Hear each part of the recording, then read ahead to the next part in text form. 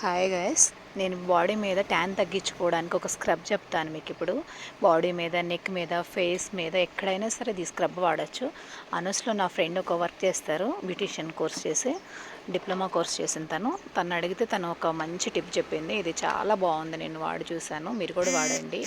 ఒక 2 spoons oats తీసుకొని, ఒక 5 బాదమ్స్ తీసుకొని, ఒక 1 స్పూన్ అంత కర్డ్ తీసుకొని, ఇవి 3 మళ్ళీ మీ దగ్గర ఏమైనా రోజ్ వాటర్, అంటే నాకు రోజ్ వాటర్ నా స్కిన్కి అంతగా సరిపోదు, అందువల్ల నేను రోజ్ వాటర్ యాడ్ చేయలేదు.